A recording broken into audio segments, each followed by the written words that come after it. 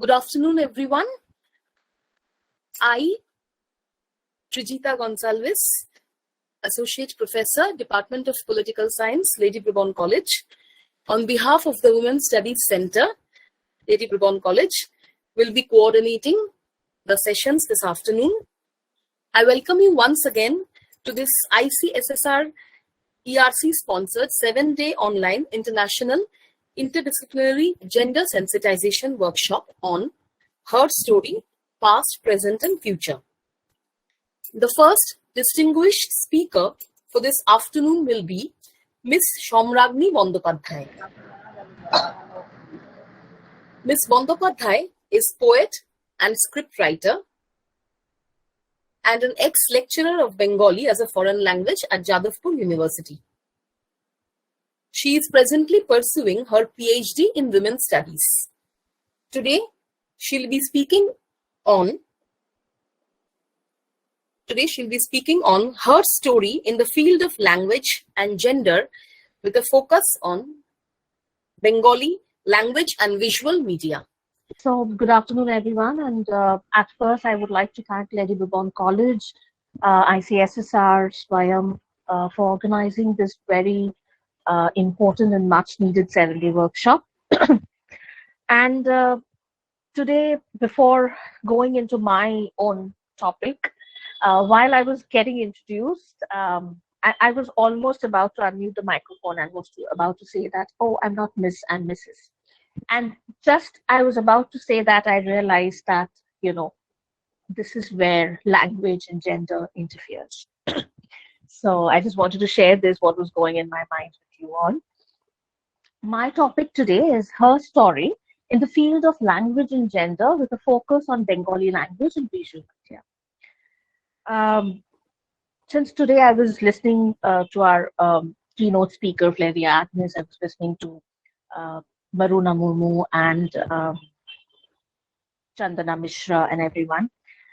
Those were the fascinating lectures, and in every lecture a little portion is covered already. So I'm just concentrating on my topic without going into any further discussion. Now, her story in the field of language and gender with a focus on Bengali language and visual media. Before going into that, I would like to just discuss a few things about the area of scholarship of language and gender itself. Because be it his story or her story, or anything actually, we need language to express that, because language constructs the identity, and it constructs the power also, the power play also. Everything is constructed through language. So language and gender as an area of scholarship actually started with Robin Lakoff in 1973, when he was writing an article called Language and Women's Place, which later came out as a book in 1975. Now, when Robin Lakoff was writing this about the women's place, he was actually talking about women's place and language. So Lakoff was looking at women's language as a very inferior status granted to women, and thus depicting the powerlessness of women, the very powerless state of women. And I think this has been beautifully discussed in the Bengali book also much later by Shormila Basu Dotto, Meder Bhasha. So when Lakoff was looking at language and gender, he was looking like this. When women are not fitting into that particular feminine mode of language, women are often being called unfeminine, non-conforming, socially inappropriate. Now, by the very word that women are not fitting into the feminine mode of communication, what do we mean by that? I'm just going to and forth from some data theories and to the practical practicing culture. Now, I'm not sure about my generation, but in our mother's generation and in my grandmother's generation, I've seen women using more fillers. I mean, when a woman is talking, she often uses, in Bangla, I can say she often uses ART, acha, thikache, tarpor. All these fillers, the use of these fillers are much more than when a man talks. a man talks with more conviction in the public place. But for a woman, it is often, it lacks the conviction and it has a lot of fillers. While I was thinking about it, I was also thinking about another fact, and I actually came into Lakoff's writing also, that, woman is very good at bargaining. A woman bargains beautifully. This is a very, very general saying about women, that a woman bargains beautifully. In Kolkata, if especially during this puja time, if we pass across Goria Hat and other market areas, we will find that women bargaining about price and everything, and with conviction, with proper articulation, they are bargaining, right? So when we are saying that a woman is using fillers and not talking with conviction, versus a woman bargains beautifully, it has a dichotomy, right? It is very contradictory. So going deeper into this, and when I was thinking about it, I was thinking that probably a woman also believes that that is her area. When the woman is bargaining, that is her story with which she relates to, which the society has given her access, that yes, you can relate to this particular field, this belongs to you. But when it comes to a public speaking, when it comes to the political discussion, when it comes to, I don't know if you've got that joke, which is often forwarded into WhatsApp and other things, that a man discusses serious things like, what about India's politics and America's politics, about Trump and Modi and everything, whereas a woman discusses about very unimportant things, that what the household members will eat that particular day, what about the lunch, and what about the dinner. And this is supposed to be a joke. I mean, it came to me as that, and I was supposed to laugh, and I couldn't laugh. But the fact is that, see, this joke is very similar to what I'm talking about. That the women are giving the access of the very private life, where probably they can articulate their own thing properly. But when it comes to the other sphere, where socially it is believed to be a male world, there women lacks articulation. But these are all the basic observations I'm talking about. Now, after Lakoff, in 1990, Tannen comes up with a two-culture approach. And what Tannen was saying is that more about the inferior place assigned to women, Tannen was talking about a two-culture method. One is competition, another is cooperation. So Tannen was saying that basically men, when they talk, it is about a competition. They talk from a competitive voice. But when a woman talks, it is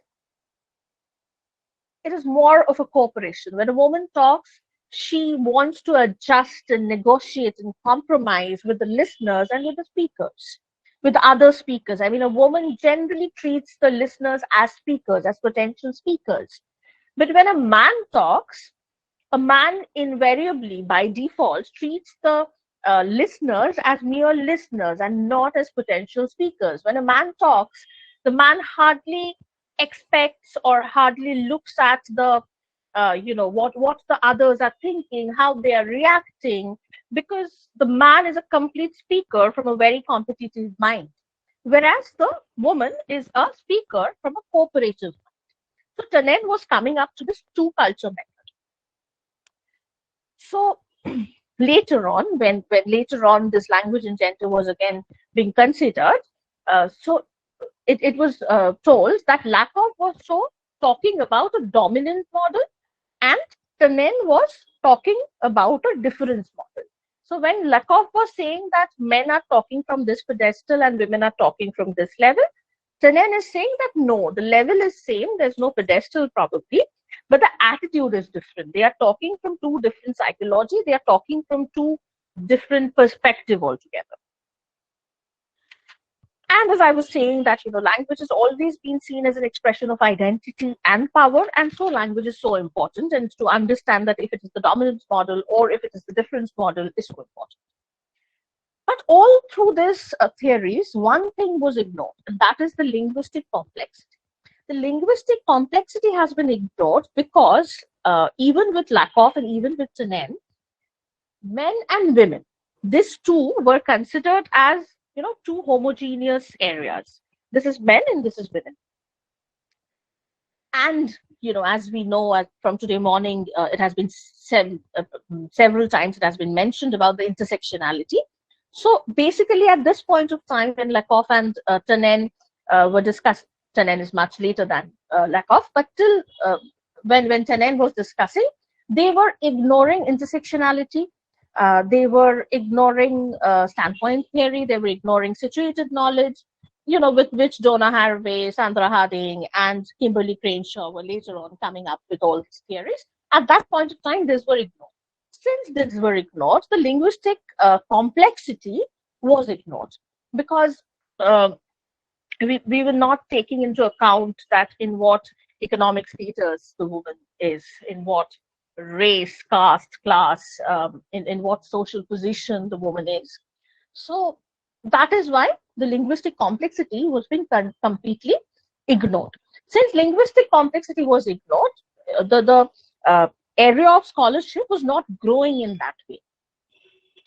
In 1989, 1 year before Tannen, Gall was saying something. Gall said that relationship between gender, power, and linguistic practice is not natural, but constructed.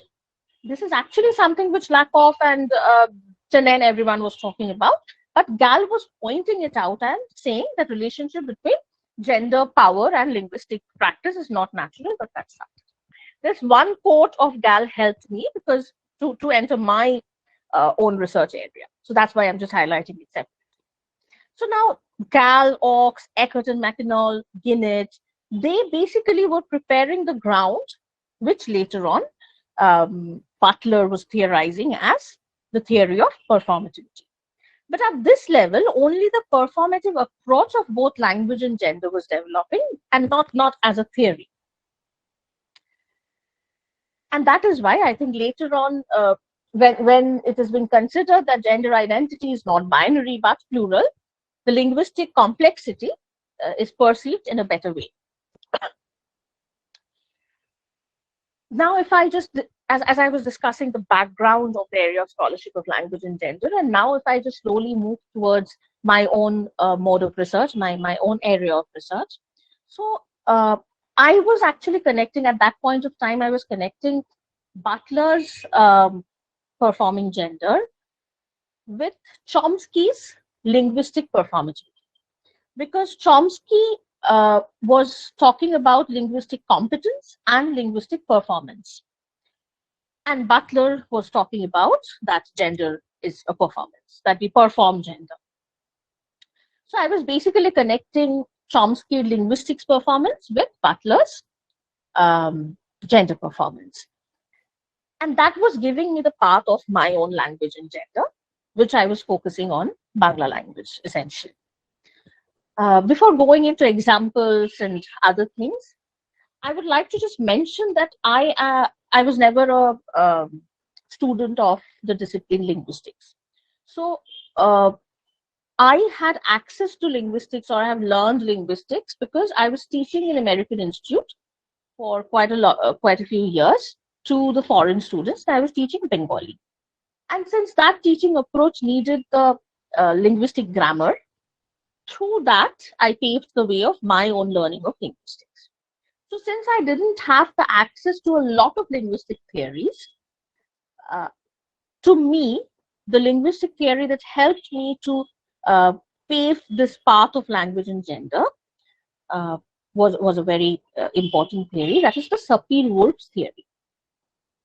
Sapir-Whorf was talking about a theory where they are mentioning that language determines thought and thought determines language.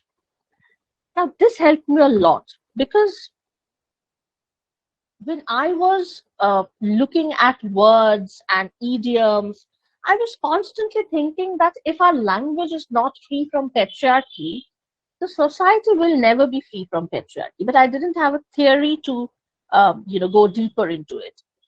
When I suddenly came across Sapir-Whorf's theory. Sapir-Whorf was talking about this, that language determines thought and thought determines language. But later on, the modern linguists like Chomsky, they came and they said that no, this is not possible. But they did various research and other things, and they came into this conclusion that, okay, language doesn't determine thought, but definitely language influences thought. So language influences thought and thought influences language. This became the later version of that theory, and thus Sapir-Whorf theory was later on known as Sapir-Whorf hypothesis. So I actually took the Sapir-Whorf hypothesis as a door to my own logic. And it also helped because, when Saussure was saying that signified and signifier, about signified and signifier, and when Saussure was saying that signifier is arbitrary, that was causing a hindrance to my logic, because I was thinking about language is not arbitrary but political, right? So now if I just go deeper into the Bengali language, where I would want to focus, at this very small time, I don't think I will be able to focus on the idioms, but let me just try to focus on some Bengali words. So I was very curious about words which are all with chele. For example, chele bala, chele mera, chele khala, and all these words. And I don't know if you remember, since I will also like to comment a little bit about media, that 2 years or 3 years back, before the Durga Puja, there was a campaign by Telegraph, I think where they actually talked about that why during the Anjali or why during the Puja a woman talks about the Putra Shantan and not about the Purna Shantan. And then there was a huge flow of logic saying that you can't say that because Putro means both a boy child and a girl child. That actually struck me somewhere, because I was not completely convinced. So when I was looking at this chele word, I went to Shankha Ghosh for an interview, and I asked him that, what do you think about it? Because Taslima Nasreen came up with a word called me bala, and we already have a word called choto bala, but in spite of that we use chele bala. And I was also curious that when we say chele bala, does that word constitute of my own childhood, my choto bala? Because a girl's childhood and a boy's childhood is very different. So a single word, can it hold the sense of all genders' childhood? And if it has to hold, then choto bala is a much better word. So I remember Shankha Babu telling me that, this is a very radical side of the feminists, that you question everything. And he came up with, of course, a wonderful explanation that chele, the word chele, comes from chawal, and chawal means both boy and girl. So I was actually in a very mood of protesting and all. So taking this explanation, I came back and I started looking into Haricharan Bandyopadhyay's Bongyo Shabdakosh. Yes, Haricharan Bandyopadhyay's Bongyo Shabdakosh, and I tried looking into the etymology of the words. There I actually found that chele, yes, it comes from chawal and etc. But the fact is that in May, there's a word called May, and that essentially means May. That doesn't mean chele and May both, right? So I was thinking that, will I look at language diachronically or synchronically? Now, if I look synchronically, then I have to look at the functional aspect of language. Like if I just perform a survey, and if I ask people that what is the image that comes to your mind when I say chele, when I say May, I'm quite sure the brain doesn't process etymology in that way. The brain will not be able to process the etymology, and from a synchronical point of view, a person will come up with this kind of a concept that when you say chele, I can see a boy, and when you say May, I can see a girl. So I think I shifted to that synchronical and functional linguistic approach, and I started looking at the words individually. to mention few, like of course, as a language and gender scholar, I will always propose that we should use Chotobala instead of Chelebala. And then I was also looking at, the word Chilemera. And I was just thinking that if I think that, as Sasuz was saying, that, signifier and signifier is arbitrary, and if I consider that till now, if I bring that theory to present, and if I think that the ordering of this Chilemera is also very, natural and it's not a political one, then I was trying to replace the order, to invert the order. And, I was taking random examples from Rabindranath and other texts, and I was just replacing Chilemera with Mechele. And suddenly, not only that the meaning was changing, the sentences were giving me a huge shock. So it's not from any text, just randomly if I say Chilemera Mathe Khelche, we will invariably see children playing on fields. But if I say Mechelera Mathe Khelche, it will give us a shock, because firstly, we won't say Mechelera today, at least in this very, we who are here in this seminar, we will not say Mechelera, we will say Mera Mathe Khelche. But if I just use Mechelera Mathe Khelche, instantly, what are the things that are happening to us? The things that are happening to us in our cognition level is that, firstly, suddenly, the image of the children is changing to women, but grown-up women, and looking at sexually developed women bodies. I'm also seeing a change of innocence and maturity.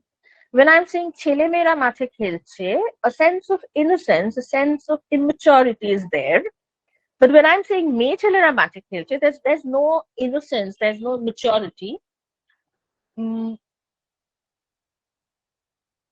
the word Me Chele gives a sense of, it gives a demeaning sense also.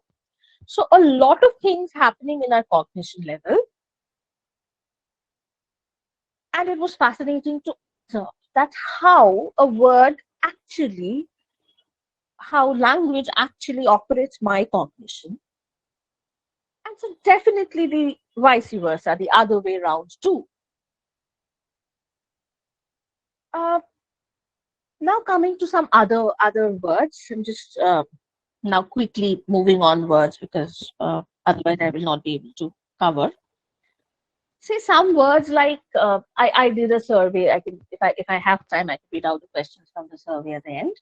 But I asked people that after beer, if I say beer, adjective beer, what is the noun that you remember? What is the word that comes? So instantly everyone said beer purush. So then I was asking them that why do you think that the word beer gives you the sense of purush? Is it because of the Rabindranath's poem, Beer Purush? Or what? So I was again consulting Gurucharan Bandyopadhyay's Bongyo Shabdakosh. And I discovered a very fascinating data which I would like to share with you. Is that the word beer has the essence of the word hidden in this word. That is the beer word has come from the word birjo, semen. So how this word itself is a masculine word. I mean, in the etymologically, it's a very masculine word, which we obviously don't realize in our everyday life. But how it is very etymologically masculine, and how we use it in the very, for male people, right? For people who belong to the male gender. Then words like bap. The word bap etymologically has the word bopon in it. Now, bopon is sowing, right? So it gives the image of two things, I think. One is sowing of seeds and grains in the field, but bopon also gives the image of implanting the sperm, right? So these are some fascinating things which I was constantly finding when I was looking into these words and I was doing this research. shifting from etymology, if I just look at some words through law or through sociological aspects, there also some fascinating things were coming up in my mind. I was looking at the word Bapir Bari and Shushur Bari. These two are like very problematic words for me for a long time, and I'm sure for many. And I, at that point of time, I was writing a film called Mukhajidar Bo, and the production house were performing that was basically a promotional survey. It's not that they were really doing some gender sensitization program or something. Nothing. They were just doing a promotional activity, and they were moving around and asking women that where is your Bapir Bari, where is your Shoshur Bari, and then they were asking Apnar Bari kothay. And the women were, fumbling and were saying that Amar Shoshur Bari to Amar Bari. Amar Bapir Bari to Amar Bari. And some were saying that Meyeder to Bari nei. All these interesting things were coming up, So from that, I was constantly thinking that if I just consider the Hindu Succession Act also, then today a woman is supposed to, have the equal access to the property. But still, why it is not reflected to my mind? Why the women are constantly saying that I don't know where my house is? This rootlessness, this lack of root. On one hand, definitely we the women are carrying this rootlessness, maybe through the genes also, because we are carrying this feeling of rootlessness of my mother, my grandmother, and who not. That is one part, definitely. I was also thinking that isn't it that this very terms stayed in this society, and that is creating a hindrance for which I cannot believe that these houses are mine. Because I'm constantly referring them as Bapir Bari, I'm constantly referring them as Shoshur Bari. So my mind, when I'm sorry I'm digressing, but when Laka was saying that when you utter apple, the image of the apple is there in the mind, right? So when we utter Shoshur Bari, when we utter Bapir Bari, the masculine figures are there. And in spite of law, in spite of everything, there's no impression of this belief in my cognition that this is my house too, or this can be my house too. If not my, but I have share in it.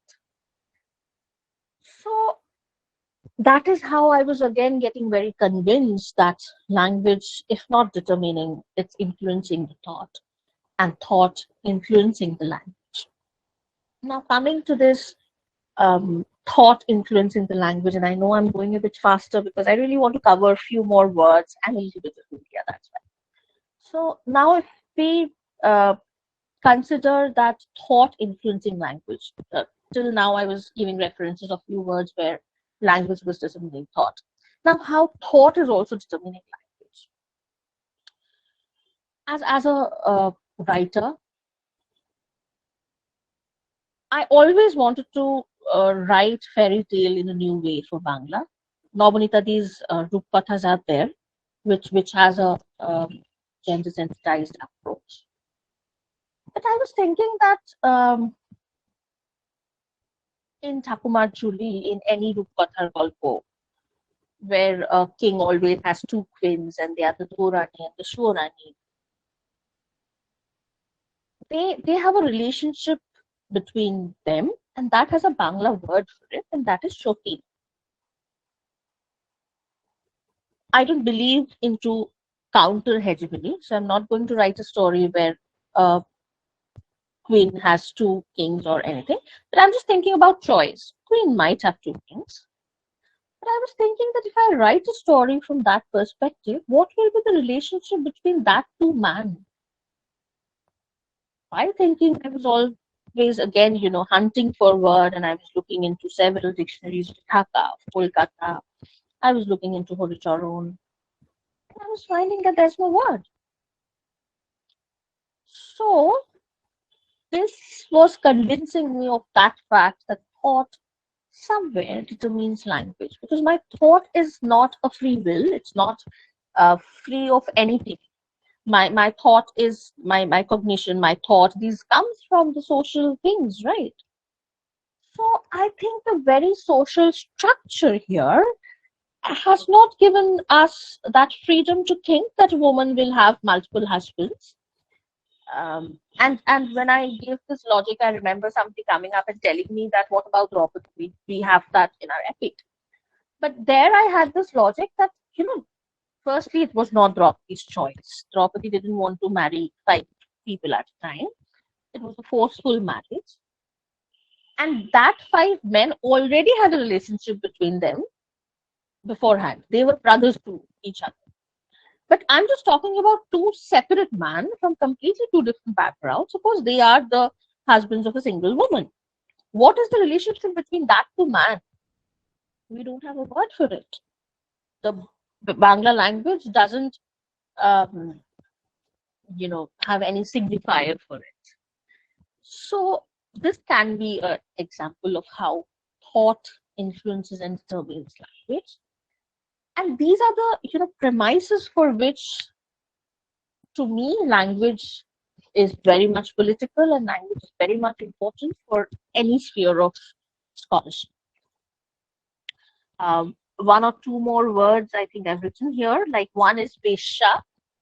In English, we use that word gigolo, I think, which has a French origin.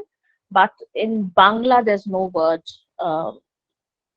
there's no punglingo of Besha. And we have to say Purush Besha or something like that. So that is again, gives us the scope of thinking that the very, very responsibility of character belongs to a woman and not a man. And maybe that's the reason we don't have a word, because there was no question of the other way around. So I think these are the few words which I could discuss in this small discussion. I actually want to discuss a bit about the media, but if I don't get enough time, so let me just go to the media from this.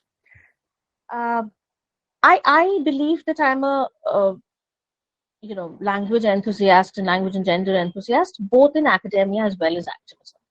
Because to me, activism is not always, protest rallies and other things. I perform my own activism through my work wherever I get the scope, and mostly my scope of activism is my writing. So as a poet in poetry, I don't believe that I have the scope of performing activism, because poetry comes through reflex. But as a screenwriter, till date, whatever contents I've written, I've always tried to incorporate this politics of language. It's my good luck that the producer and the directors probably didn't care enough for that particular dialogue, and it was screened. So few examples from that I would like to give. That is, in few films, I'm just mentioning the name of the film so that you can relate to. Like I was talking about a very commercial film called Mukherjee Darbo. There in one dialogue, a kid was saying that Bapir bari mane babar bari, tahle mayer bari kothay. This is just a small one-line dialogue. But to me, this was my own activism, because I felt that even if 1 or 5 audience react to it, if they think about this word Bapir bari, that is enough for me. Like there's another, sorry, is there any message coming up? I'm not looking into it. Okay. So I have 5 to 10 minutes more time, right? Yes, ma'am. Yes, you have. So then in another film, it was Brahmajan and Gopon Kamoti, and it was about the woman priest and about the taboo of periods. So there in the dialogue, I just wrote that somebody is telling to the heroine that why are you doing chele khala with pujas and other things? And the protagonist is replying that I chele khala me khala kichhui kori. And I was sure that this dialogue will be, will be edited and will be omitted, because who talks like this? But somehow it was not, and it was a little game. I felt happy that okay, this state again. If somebody thinks of the word chile khala, me khala. Also, in another movie which is coming up called Bodhi Canteen, there's a little dialogue that the wife tells to the husband that don't say Bapir Bari, say it's Baba Mayer Bari. So these are the little scope of activism which I get in my sphere, and I think I perform that in my own way. Now coming to media, of course, in media, language plays a very major role. Since I work in visual media, I get to see that very regularly. In television, there are plenty of patriarchal dialogues. It's full of patriarchal dialogues. But the fact is, if you go and talk to the production houses, to the channels, they will always show you the TRP ratings, and they will show you that how this patriarchal dialogues gives them proper TRPs. So, and who are the audiences, by the way?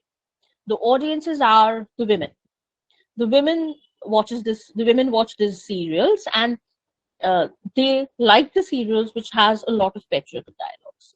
So again, I think that is how their cognition has been shaped, and it is a cycle. The televisions are giving them this opportunity of listening to dialogues which are full of patriarchy, and that patriarchy is getting reinforced in their mind, and again they want to see and listen to all these patriarchal things. So this is a vicious cycle. Even in advertisements, if not dialogue, a very common visual of advertisements, I think all of us are very used to it, that that a woman is serving the food, and the men are sitting together and eating and enjoying that. This is a very, very common visual of advertisements, and it's going on and on and on. And from this, if you remember that few days back when Amit Shah came to Saurav Ganguly's house for having the dinner, I guess, and the next day the picture was there on the newspaper that Dona Ganguly is serving the food and everyone is eating and enjoying that.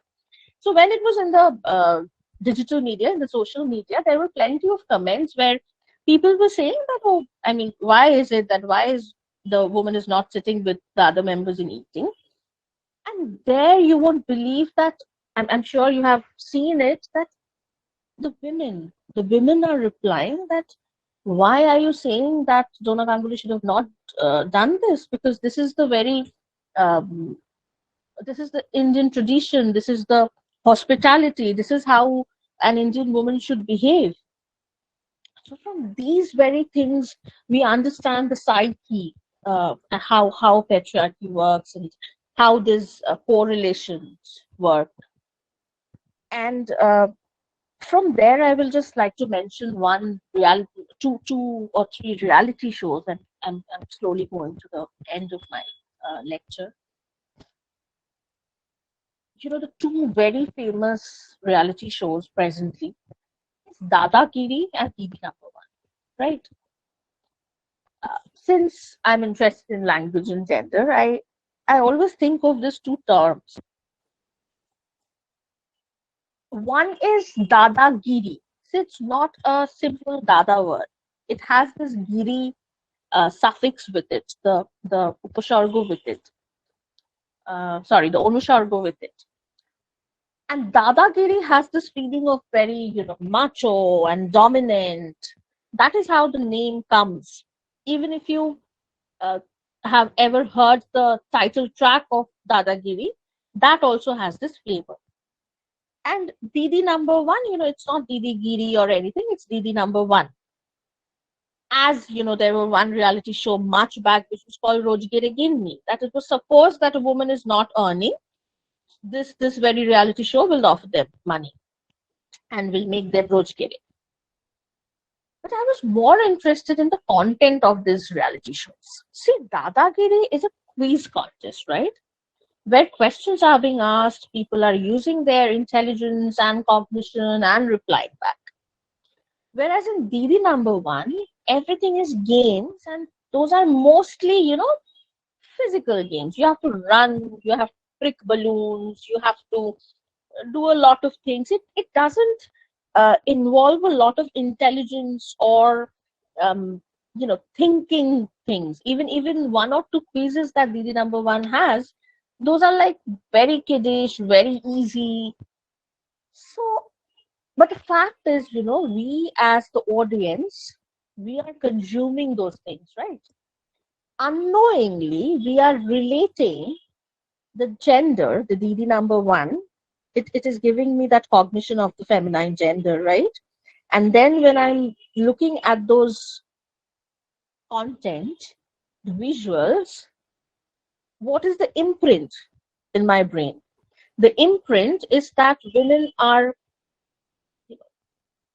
intellectually, they are lesser, and they play games which are like very kiddish. They prick balloons, they run, they all the weird games that they perform, which are very physical and very bodily, and which doesn't need brain.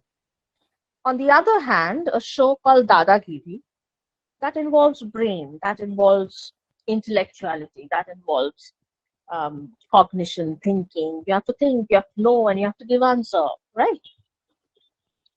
So to me, this whole area of language and gender, this whole area of scholarship of this field, I think it's all around us in any research area, in any I think in all the areas actually, be it the visual media, be it print media, be it our research, be it the education system, be it how the politicians talking, and everywhere. Because I've seen women politicians also saying "Hate churi pore boshe nei." I mean, what is the wrong if we wear a bangle? We can still be very protesting people, right? So I think, yes, this is what my today's lecture is about.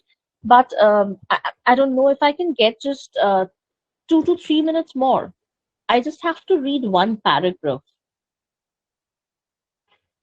And I think then I'll end. Yes, it's okay, ma'am. You can. Yes, absolutely. You can Absolutely. carry on. You can carry on for 10 more minutes. Yeah, I don't think I'll need 10 more minutes. It's a little thing. So it was basically it is just a conclusion of one of my research paper, where I was referring to a Joy Goswami's poem, and I just want to read that poem and the little one paragraph conclusion. It's written in Bangla, and I'm just assuming that you understand. If any of one of you want a translation, I can just do that thing. Such a small part of one poem.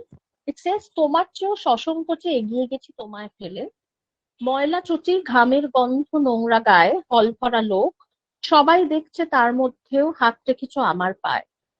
আজকে আমি বাড়ি ফিরে স্নান করি স্পর্শটুকু রাখবো বলে, তোমার হাতের মুঠোয় ভরা পুষ্করিণী পরিবর্তে কি দেব আর?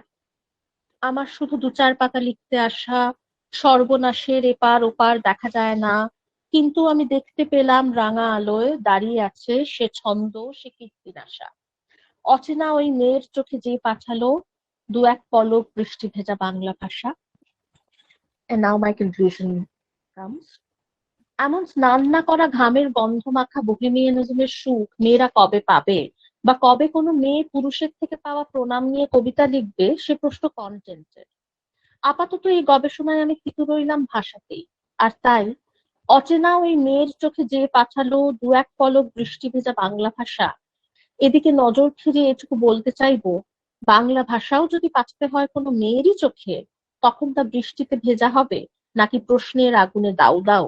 সাম্যের দাবিতে প্রতিবাদী, সেই প্রশ্ন রয়েই যায়, বিশেষত সেই বাংলা ভাষার অন্দরমহলে দাঁড়িয়ে, যে বাংলা ভাষায় সারা ছেলেবেলা জুড়ে মেয়েদের ভয় দেখানো হয় ছেলে ধরার। বাহিরে সে সর্বনামের মাহাত্ম্যে যতই নিরপেক্ষ হোক, তার ঘর জানে তার আনাচে কানাচে আছে বৈষম্য, আছে লিঙ্গের পক্ষপাত। আর তাই এই কবিতার সেই অচেনা মেয়ে যদি আমি হই, আমার চোখে বাংলা ভাষা অন্তত এভাবেই ধরা দিল বৃষ্টির থেকে অনেক বেশি করে প্রতিবাদের আগুনে, সাম্যের দাবিতে। So I think I end my lecture by saying this, that although I focused on Bengali language because that's my mother tongue, and that is my area of working in every field. But language itself has that politics, and we have to be very conscious while using language, because language is political, language is patriarchal to some extent, and it's very difficult to find out those patriarchy and to follow impartial language is very, very difficult. That's all. Thank you so much.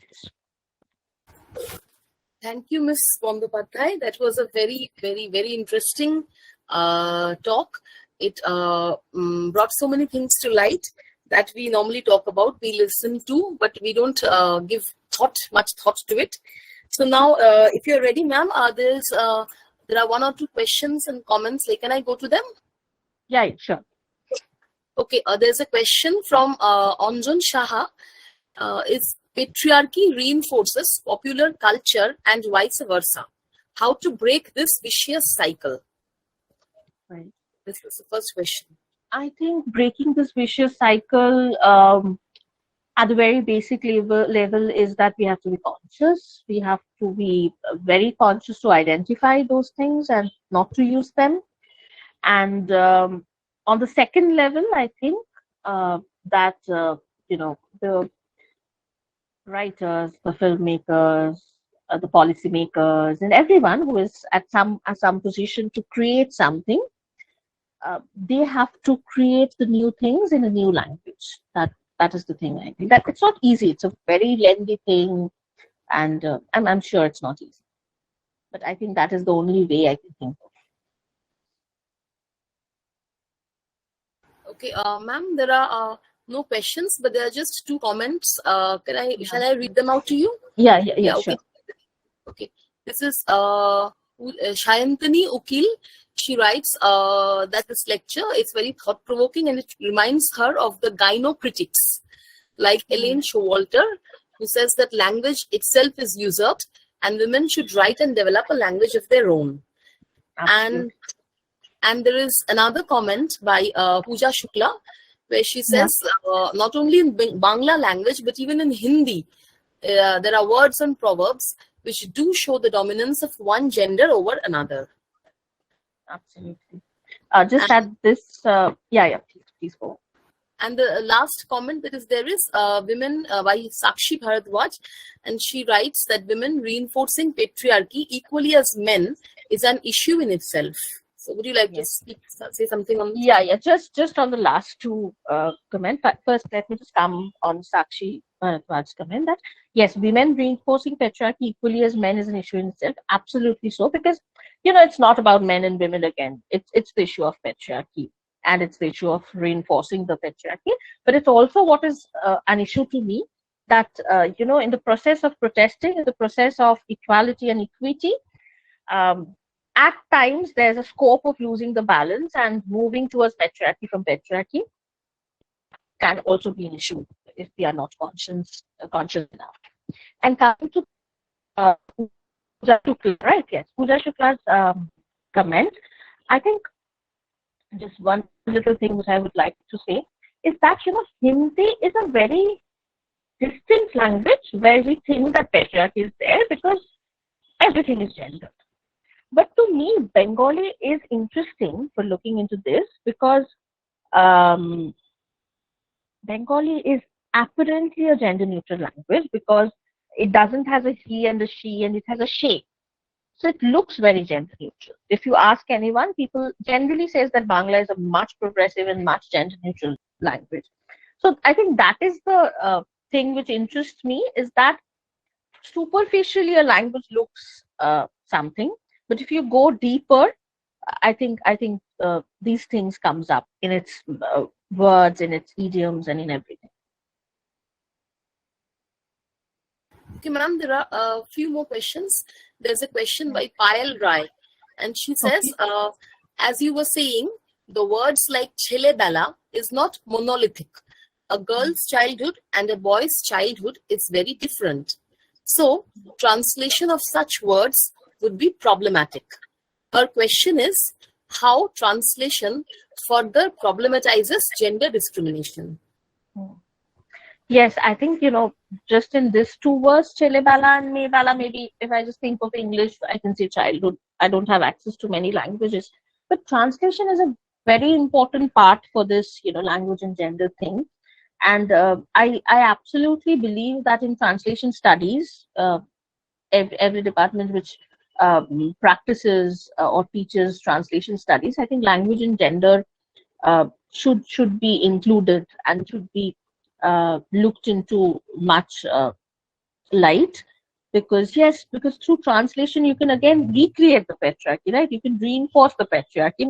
Maybe that was not in the original text and it is recreated in the translation, or maybe in one translation it is abolished and in the second translation it is recreated. So that is definitely that it problematizes gender discrimination. And there's a last comment by Sanghamitra Thakur, and she writes, the reactions of men when Mandira Bedi started cricket commentary still lingers. Yes, absolutely. If there are no more questions, then are there any more questions? You can put them on the chat box. So, ma'am, thank you so much for joining us today. It was Thank you so much for inviting me. And I'm actually, I enjoyed all the lectures from today morning, and I'm really glad, because when I was going through the schedule, I found that various topics are being covered. That is something I really loved. I thought that 2 lectures are there on mental health. One was today, and another is another day by Srimoy Toroktar. I found that, so it's fascinating that so many things are covered. Thank you for inviting me. Thank you, ma'am. Thank you so much.